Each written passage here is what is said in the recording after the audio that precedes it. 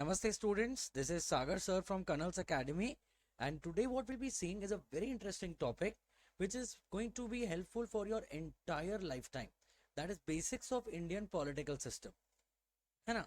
अब बहुत सारे बच्चे लोग ऐसा सोच रहे होंगे कि पूरा का पूरा basics of Indian political system जानने का मतलब क्या है.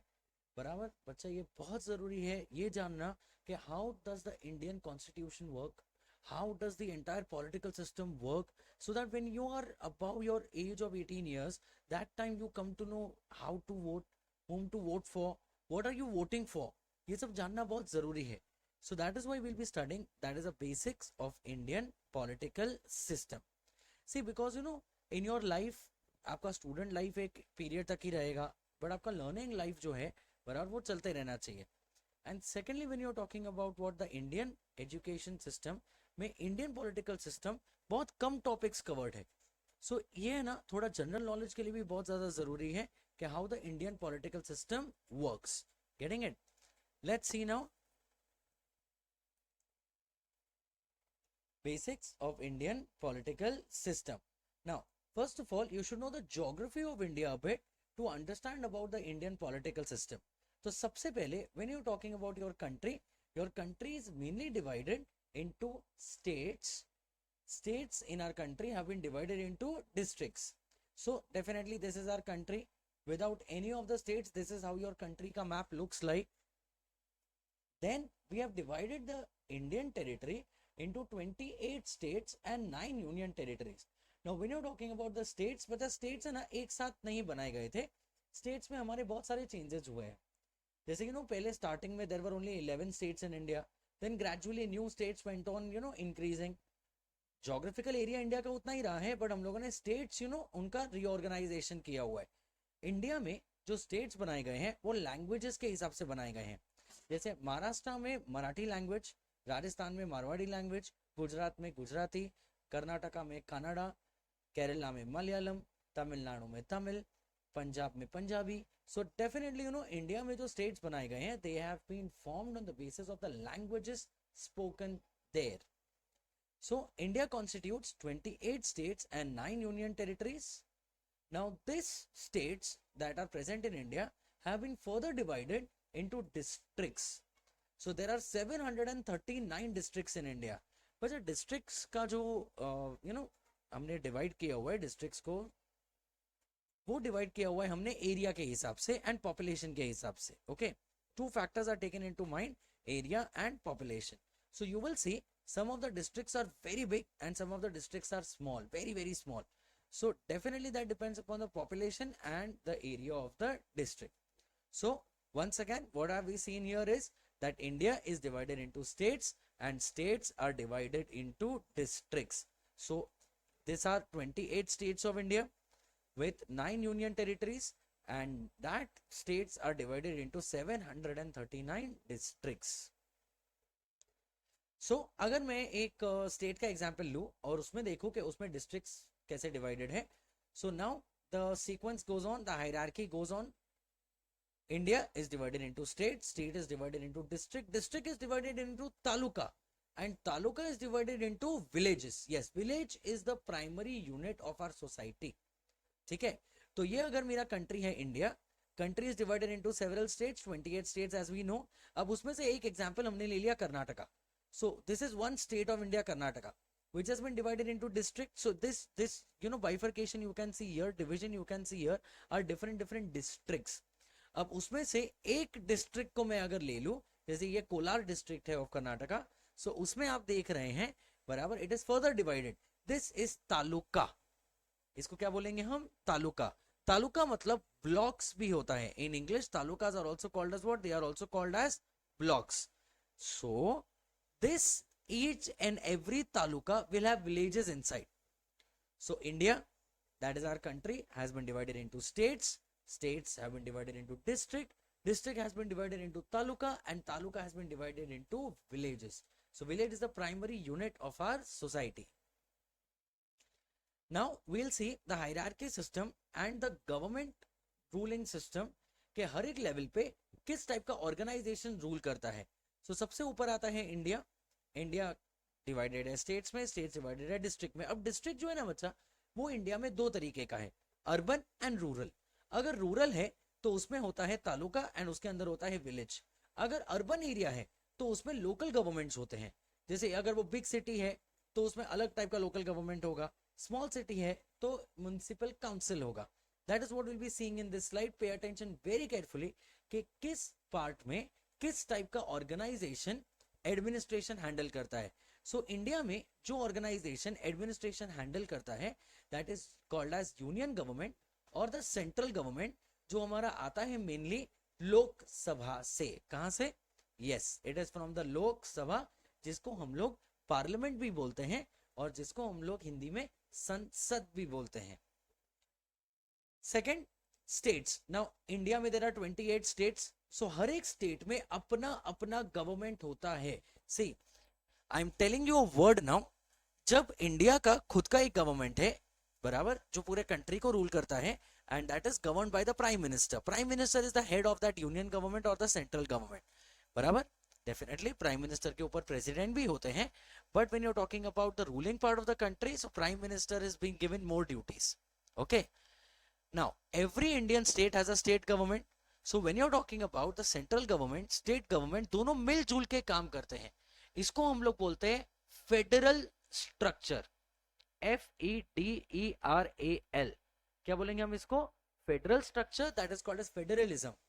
ओके, जैसे कोई भी स्टेट को डिसीजन लेना है तो वो सेंटर से पूछता है, सेंटर को कुछ उस स्टेट के बारे में डिसीजन लेना है तो वो स्टेट गवर्नमेंट से पूछेगा। सो ये लोग आपस में कोऑपरेट करके काम करते हैं, that is called as federalism. District को रूल करने के लिए हमारा जो ऑर्गेनाइजेशन है उसको हम लोग बोलते हैं जिला परिषद। ठीक है, नाउ अर्बन में अलग होगा, रूरल में अलग होगा। अगर अर्बन में बिग सिटी है तो बिग सिटी को रूल करने के लिए होता है municipal corporation. For example in Mumbai we have BMC, Brihan Mumbai Municipal Corporation. If it is a small city then it has a municipal council. Now how do we define a small city and a big city in India? India में जो city का population 1 lakh तक है तो उसको गिना जाता है स्मॉल सिटी में, दैट इज उसमें होगा म्युनिसिपल काउंसिल। एंड अगर उसका पॉपुलेशन 1 लाख से ऊपर होता है सो उसमें आ जाता है म्युनिसिपल कॉर्पोरेशन। ठीक है, next rural government. Rural government में अगर तालुका है, तालुका में होगा पंचायत समिति, और अगर विलेज है तो विलेज में होगा gram panchayat. So you know this three, zila parishad, panchayat samiti and gram panchayat, it is also called as panchayati raj institution, the 3 level rural government. Village, village को कुछ अगर काम है, बराबर, ऐसा है बड़ा काम है तो वो तालुका में पंचायत समिति से पूछेगा। पंचायत समिति को अगर कुछ इंपॉर्टेंट डिसीजन लेना है तो वो जिला परिषद से पूछेगा। दिस इज 3 लेवल सिस्टम और द 3 टायर सिस्टम ऑफ जिला parishad, panchayat samiti and gram panchayat. Now see, Mumbai district है बट मुंबई अर्बन डिस्ट्रिक्ट है तो इसीलिए मुंबई में जिला परिषद नहीं है। जो रूरल डिस्ट्रिक्ट होता तो उसमें जिला परिषद होगा। Getting my point? सो अगर आप एक let's take 2 examples. Okay, there is a boy who is living in a city like Mumbai. So उनको कौन कौन रूल करेगा? तो वो क्योंकि एक कंट्री में रहता है तो उस पर सेंट्रल गवर्नमेंट का रूल भी चलेगा। वो क्योंकि एक स्टेट में रहता है महाराष्ट्र, तो महाराष्ट्र गवर्नमेंट का रूल भी चलेगा, that is chief minister rule and governor rule. And क्योंकि वो एक सिटी में रहता है तो सिटी का कॉर्पोरेशन का रूल भी चलेगा। समझा? तो इसमें जिला परिषद नहीं आया। अब अगर एक बच्चा है जो गांव में रहता है तो गांव में उसका ग्राम पंचायत भी डिसीजन लेगा गांव के लिए, फिर पंचायत समिति भी उस गांव के लिए डिसीजन लेगा, जिला परिषद भी उस गांव की मदद करेगा, स्टेट गवर्नमेंट भी रूल्स अप्लाई करेगा और सेंट्रल गवर्नमेंट भी रूल्स अप्लाई करेगा। So can you see, rural में ज्यादा बाइफर्केशन है as compare to the cities. Okay, so this is how it is derived, this is how you all vote. तो अगर एक गांव का आदमी है तो वो किस किस के लिए वोट करता है? तो गांव का आदमी ग्राम पंचायत, पंचायत समिति, जिला परिषद, स्टेट गवर्नमेंट, सेंट्रल गवर्नमेंट, सबके लिए वोट करता है। बट अगर एक मुंबई का अगर सिटीजन है तो वो किसके लिए वोट करता है? तो वो वोट करता है कॉर्पोरेशन के लिए अपने, बराबर, दैट इज कॉल्ड एज नगर सेवक इलेक्शन। देन वो वोट करता है सीधा स्टेट गवर्नमेंट के लिए और सेंट्रल गवर्नमेंट के लिए। तो वो 3 चीजों के लिए वोट करता है। Getting my point? Let's move ahead. So what have we seen up till now? India is divided into districts. Districts are divided into states. Now we learn something about union territories. Okay. Now dear students, India में पहले 7 union territories थे और 29 states थे, but last year अगस्त में हमारे India में थोड़ा geographical change आया है, पॉलिटिकल चेंज आया है, बिकॉज ऑफ विच हमारे home minister mister Amit Shah ने प्राइम मिनिस्टर नरेंद्र मोदी के सुपरविजन में चेंज किया थोड़ा सा लॉस, जिससे हमारे स्टेट्स कम हो गए from 29 to 28. Yes, Jammu Kashmir which was a state has been now included as a union territory. So Jammu Kashmir, which was a 29th state of India, has been divided into 2 union territories. One is Jammu Kashmir and one is Ladakh. So now there are 9 union territories and 28 states. Now, what is a union territory? This you all should know very well. Union territory मतलब वो territory जो central government के rule में आता है. I repeat, central government, that is directly prime minister के cabinet के ruling में, उसको हम बोलते हैं union territory. So there are 9 union territories of India. हम मैप पे देखेंगे, फिर एक और एग्जांपल लेंगे. अंडमान एंड निकोबार आइलैंड्स, जिनका कैपिटल है पोर्ट ब्लेयर. चंडीगढ़, जिसका कैपिटल है चंडीगढ़. दमन एंड दीव, जिसका कैपिटल है दमन. दादरा नगर हवेली, जिसका कैपिटल है Silvassa. Lakshadweep islands, which is there at the bottom of India, left hand side में आइलैंड्स है, जिसका कैपिटल है Kavaratti. NCR region, that is national capital region of India और टेरिटरी, जिसका कैपिटल है न्यू दिल्ली. पौंडीचेरी, जिसका कैपिटल है पौंडीचेरी. लद्दाख, जिसका कैपिटल है लेह एंड कारगिल. जम्मू कश्मीर, जिसका कैपिटल है Srinagar and Jammu. Now these are the territories of India which are included in union territory. ठीक है, लेट्स टेक एन एग्जांपल. अब can you see Pondicherry here? Pondicherry here और Puducherry as it is known as now is in the state of Tamil Nadu geographically. But Tamil Nadu के government का rule Puducherry में नहीं चलता है. पुदुचेरी में सेंट्रल गवर्नमेंट का रूल एप्लीकेबल होता है. तो such a territory is called as what? It is called as a union territory. Same way you can see here Daman. Daman is in Gujarat, but Gujarat government का रूल दमन में नहीं चलेगा, सेंट्रल गवर्नमेंट का rule Daman में चलेगा. Getting it? So that is how the union territories are. I will see once again. Jammu Kashmir here first, Ladakh second, Chandigarh third, New Delhi fourth, Daman and Diu fifth, Dadra Nagar Haveli you can see here, that is sixth, Lakshadweep seventh, Puducherry eighth, and Andaman and Nicobar Islands ninth. Now Puducherry, when you're talking about, it also includes Karaikal, Yenam and Mahe. ये 1, 2, 3, 4 ये चारों territory Puducherry के control में आता है. Getting it? Now every union territory has a representative Saint by the union government and they rule directly here without elections. But some of the union territories have been permitted to have their own chief ministers. Yes, just like states में chief ministers होते हैं, वैसे ही हमारे कुछ कुछ union territories में chief ministers हैं. उसमें से एक है न्यू दिल्ली, जिसके चीफ मिनिस्टर है मिस्टर अरविंद केजरीवाल. एंड पुदुचेरी, पुदुचेरी में भी चीफ मिनिस्टर होते हैं. एंड जम्मू कश्मीर, लद्दाख, ये जो यूनियन टेरिटरी न्यूली फॉर्म्ड है, इसमें से जम्मू कश्मीर में चीफ मिनिस्टर अपॉइंट होने वाले हैं whenever the elections will be announced. Okay, so this is the entire union territory map of India, very important for students to know. Now dear students, हम लोगों ने ये देखा कि बहुत अलग अलग टाइप के इलेक्शंस इंडिया में होते हैं, बट जितने भी इलेक्शंस इंडिया में होते हैं वो सब करवाए जाते हैं by a commission, by a organisation जिसका नाम है election commission of India.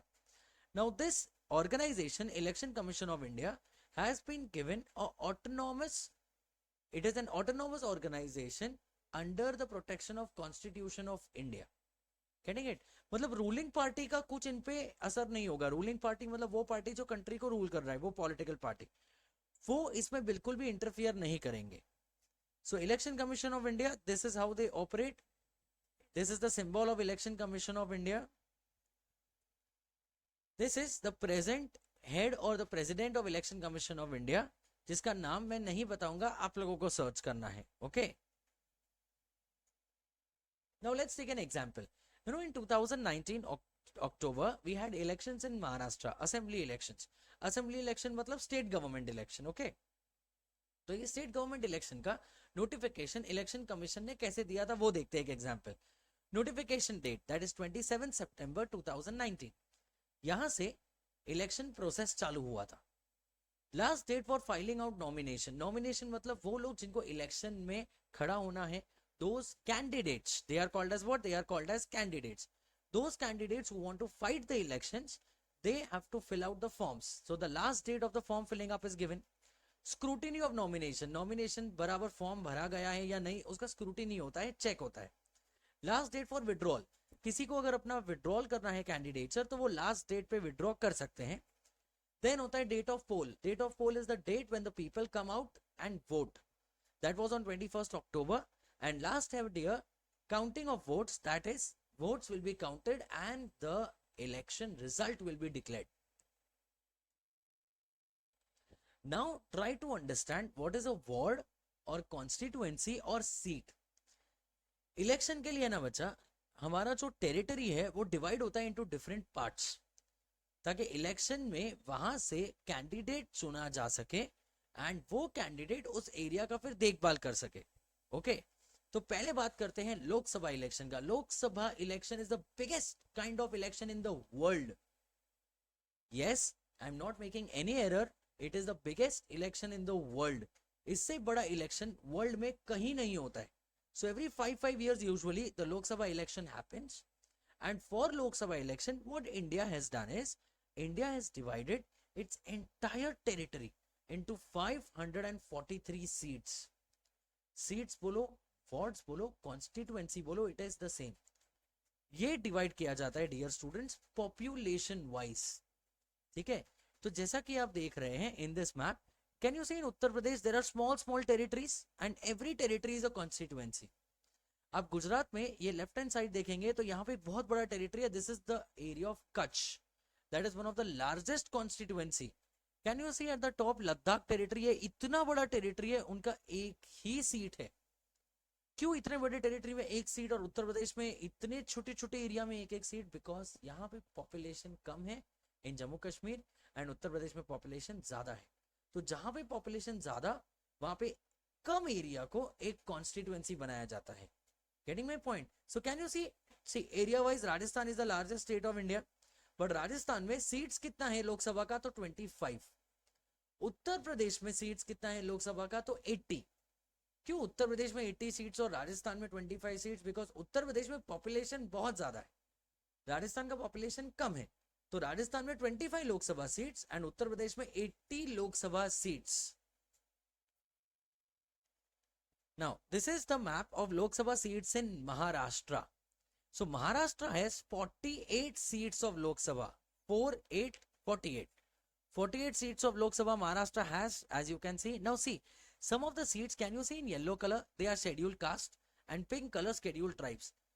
Dear students, backward class को बराबर आगे लाने के लिए एंड उनको अपना राइटफुल प्लेस देने के लिए हमारे कॉन्स्टिट्यूशन ने schedule caste and schedule tribes के लिए सीट्स रिजर्व रखा है, so that they can fight the election and take their rightful place. उनको भी अपना हक बराबर मिलना चाहिए।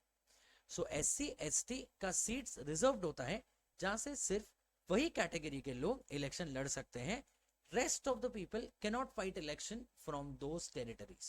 Okay, this is a constituency और ward of Lok Sabha. Now I am showing you again the map of Maharashtra in the next slide, जिसमें आप देख रहे हैं। Now can you see there are smaller divisions. अब महाराष्ट्र और बहुत ज्यादा पार्ट्स में डिवाइड हो गया है। यस, अब नीचे रीड किया जाए, it is the state elections in Maharashtra 288 seats. अब जब महाराष्ट्र में स्टेट इलेक्शन होता है तो महाराष्ट्र को 288 पार्ट्स में डिवाइड किया जाता है। So try to understand this. जब लोकसभा इलेक्शन है तो महाराष्ट्र को 48 पार्ट्स में डिवाइड किया गया है। जब स्टेट इलेक्शन है तो महाराष्ट्र को 288 पार्ट्स में डिवाइड किया गया है। तो कैन यू अंडरस्टैंड कि लोकसभा का एरिया बड़ा होता है और स्टेट इलेक्शन का जो कॉन्स्टिट्यूएंसी है वो छोटा होता है। समझा? और लोकल इलेक्शन हुआ तो और लोकल इलेक्शन होगा तो और छोटे छोटे एरियाज बनाए जाएंगे। Now dear students, this is the graph of recent held elections of Maharashtra in October 2019। जब ये इलेक्शन हुआ था तब आप देख सकते हैं यहाँ पे अल्फाबेटिकली सारे पार्टीज के नाम दिए गए हैं। Out of 288 seats, highest seats जो पार्टी जीती थी वो थी भारतीय जनता पार्टी, जिन्होंने जीता था 105 सीट्स। अब आपको लगेगा कि अगर भारतीय जनता पार्टी जीता था तो गवर्नमेंट तो भारतीय जनता पार्टी का बना होगा, नहीं। चीफ मिनिस्टर किसका बनेगा? तो 288 सीट्स में से हाफ, दैट इज 144 सीट्स जिसके पास होगे, चीफ मिनिस्टर उसका बनेगा। सो अब यहाँ पे तो 144 सीट्स आप देख रहे हैं, जीतने वाले में से किसी के पास नहीं था। तो अब क्या होगा? तो अब बचा 2-3 छोटे छोटे पार्टीज मिलके गवर्नमेंट बनाएंगे। तो महाराष्ट्र में क्या हुआ? महाराष्ट्र में Indian National Congress 44 seats, Nationalist Congress Party 54 seats and Shiv Sena with 56 seats ने जॉइंटली, तीनों ने मिलके बराबर चीफ मिनिस्टर बनाया मिस्टर उद्धव ठाकरे को। जब ऐसा गवर्नमेंट बनता है तो इसको हम लोग बोलते हैं गठबंधन सरकार, and it is called as coalition government. Getting my point? So it is not a single party government, it is many parties together who have formed the government. So such a government is called as coalition government. Now comes Indian legislature, that is mainly responsible for making laws of India. Now when you're talking about India, so India में दो types के government है, मैंने पहले ही बताया, state government, union government. Union government जो पूरे country को rule करेगा, and state government जो सिर्फ state पे rule करेगा। Union government को हम पार्लियामेंट भी बोलते हैं, and that is divided into two parts, Lok Sabha and Rajya Sabha. Lok Sabha is called as lower house and Rajya Sabha is called as upper house. Total seats in Lok Sabha is 552। अभी हमने मैप पे देखा कि India has been divided into 543 parts, correct. Constitution में 550 parts में divide करने का provisions है, ओके। एंड वो 543 बराबर है पार्ट्स है। हमारे पास पहले 7 यूनियन टेरिटरीज थे, तो 543 प्लस 7 इज 550। तो और 2 सीट्स कहां से आए? तो ये जो 2 सीट्स है, this is nominated by the president of India from a community called as Anglo Indian community. Now what is this Anglo Indian community? See, India has been ruled by the Britishers. So बहुत सालों तक बहुत सारे Indians England में रहते थे और बहुत सारे ब्रिटिशर्स इंडिया में रहते थे, ठीक है। तो बहुत सारे इंग्लैंड वाले जो है उन्होंने इंडिया को अपना कंट्री बना लिया, और बहुत सारे इंडियंस जो है उन लोगों ने इंग्लैंड को अपना कंट्री बना लिया। So this community is called as Anglo Indian community. So अगर हमारे प्रेसिडेंट को लगता है कि इन लोगों को रिप्रेजेंटेशन देना चाहिए, तो 2 सीट उनके लिए रखा जाता है, ठीक है। अब लोकसभा के हेड होते हैं स्पीकर। लोकसभा में जो लोग जीत के आए हैं वो लोग जो है वोटिंग करके एक पर्सन को अपना स्पीकर बनाते हैं, ठीक है। वो स्पीकर जो है वो पूरे हाउस को, दैट इज लोकसभा को, मॉनिटर करेगा। किसी को अगर कुछ क्वेश्चन पूछना है तो उनसे परमिशन लेना पड़ेगा, किसी को कुछ आंसर करना है तो उनसे परमिशन लेना पड़ेगा। जैसे हमारे क्लास में मॉनिटर होता है टू कंट्रोल द क्लास, वैसे ही इन सब लोगों को कंट्रोल करने के लिए है speaker. I want you all to find out who is the present speaker of Lok Sabha. Next आता है राज्यसभा। बच्चा, राज्यसभा के लिए हम लोग वोटिंग नहीं करते हैं, that is why it is called as upper house. तो राज्यसभा के मेंबर्स कहां से आते हैं बताऊंगा, जरूर बताऊंगा। ये जान लीजिए कि राज्यसभा के हेड है वो है चेयरपर्सन, एंड ये चेयरपर्सन कौन होते हैं? तो जो इंडिया के वाइस प्रेसिडेंट ऑफ इंडिया है वो डायरेक्टली राज्यसभा के चेयरपर्सन बन जाते हैं, ठीक है। अब आप लोकसभा के मेंबर हो या आप राज्यसभा के मेंबर हो, आप किसी के भी मेंबर हो, तो आपको क्या बोला जाएगा? तो आपको बोला जाएगा एमपी, मेंबर ऑफ पार्लियामेंट, ठीक है। अब स्टेट गवर्नमेंट पे जरा आ जाइए। विधानसभा एंड विधान परिषद, जिस तरीके से लोकसभा है उसी तरीके से विधानसभा है, जिस तरीके से राज्यसभा है उसी तरीके से विधान परिषद है। Now what is Vidhan Sabha? Legislative assembly. हर एक स्टेट में एक चीफ मिनिस्टर होगा। अब चीफ मिनिस्टर कैसे बनेगा? तो जैसे हमने महाराष्ट्र में देखा, महाराष्ट्र में 288 पार्ट्स है, महाराष्ट्र को डिवाइड किया जाता है। सो वो 288 पार्ट्स में इलेक्शन होगा, फिर जो पार्टी के पास 144 सीट्स होगा, फॉर एग्जांपल इन महाराष्ट्र, उनका आदमी चीफ मिनिस्टर बनेगा। और वो 144 जन या वो 288 लोगों को कौन चुनेगा? तो पब्लिक चुनेगा। So that is called as Vidhan Sabha. तो विधानसभा के लिए हम वोट करते हैं। विधान परिषद के लिए अगेन हम वोट नहीं करते हैं, दैट इज लेजिस्लेटिव काउंसिल। यहाँ के मेंबर्स डायरेक्टली इलेक्ट किए जाते हैं from the governor. Okay, so Vidhan Parishad India में सिर्फ 6 स्टेट्स में है, बाकी किसी स्टेट में नहीं है. और विधानसभा इंडिया के हर एक स्टेट में है. किस स्टेट में विधान परिषद है और किस में नहीं, I want you all to find out. और विधान परिषद सारे स्टेट्स में क्यों नहीं है? पॉपुलेशन. जो स्टेट का पॉपुलेशन ज्यादा है सिर्फ उन्हीं स्टेट्स में विधान परिषद है, बाकी स्टेट्स में विधान परिषद नहीं है. नाउ विधानसभा, स्टेट गवर्नमेंट के जो विधानसभा के मेंबर्स है उनको बोला जाता है MLA, member of legislative assembly. And Vidhan Parishad के जो लोग हैं उनको बोला जाता है मेंबर ऑफ लेजिस्लेटिव काउंसिल. अब जो मेंबर्स ऑफ लेजिस्लेटिव असेंबली हैं उन सबको सुपरवाइज करने के लिए होते हैं एक speaker. And member of legislative council में जो हेड होते हैं वो होते हैं चेयरपर्सन वंस अगेन. अब मैं राज्यसभा के बारे में बता रहा हूं, प्लीज ध्यान दीजिए. ये जो विधानसभा के मेंबर्स है ना, हर एक स्टेट के हैं, तो हर एक स्टेट के विधानसभा के मेंबर्स राज्यसभा के लिए वोट करेंगे. सो ये लोग राज्यसभा के मेंबर्स को चुनते हैं, हम नहीं चुनते हैं. Getting it? Now comes local government. एक स्टेट गवर्नमेंट हमने देखा, एक हमने सेंट्रल गवर्नमेंट देखा, अब हम देख रहे हैं लोकल गवर्नमेंट. लोकल गवर्नमेंट अगर अर्बन है और वो अगर बड़ा सा शहर है, big city, that is a population of more than 1 lakh, तो उसमें होता है म्यूनिसिपल कॉर्पोरेशन. अगर उसका पॉपुलेशन है 1 लाख से कम, सो उसमें होगा म्यूनिसिपल काउंसिल. अगर वो टाउन है, टाउन मतलब वो एरिया जो अभी अभी सिटी बन रहा है, it is getting developed from rural area to urban area. अगर ऐसा कोई एरिया है तो उसको हम बोलते हैं टाउन. उसको रूल करने के लिए होता है नगर परिषद. अगर मिलिट्री वाला एरिया है जहां पे मिलिट्री भी रहता है, सिविलियन एरिया भी रहता है, तो उसमें होता है कैंटोनमेंट बोर्ड्स. जैसे यू नो महाराष्ट्र में पूना है, पूना के बाजू में एक एरिया है देव. देव में बहुत सारे मिलिट्री वाले पर्सनल का बेस है.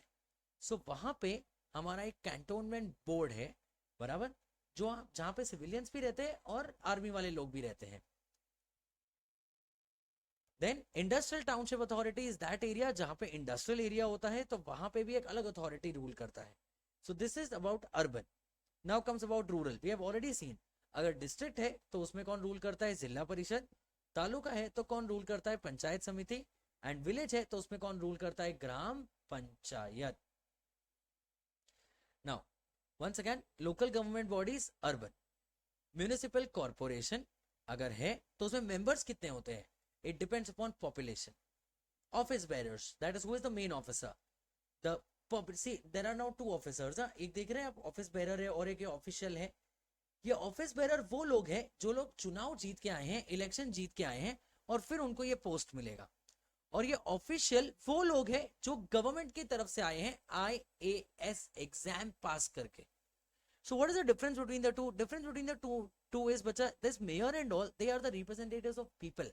एंड कमिश्नर जो है, he has studied and come. हो सकता है मेयर जो है वो एजुकेटेड हो ना हो, तो उनको हेल्प करने के लिए कमिश्नर भेजा जाता है बाय द गवर्नमेंट. तो उनका जरूरत क्यों है? Democracy. It is a democratic country, so people representative होना ही चाहिए.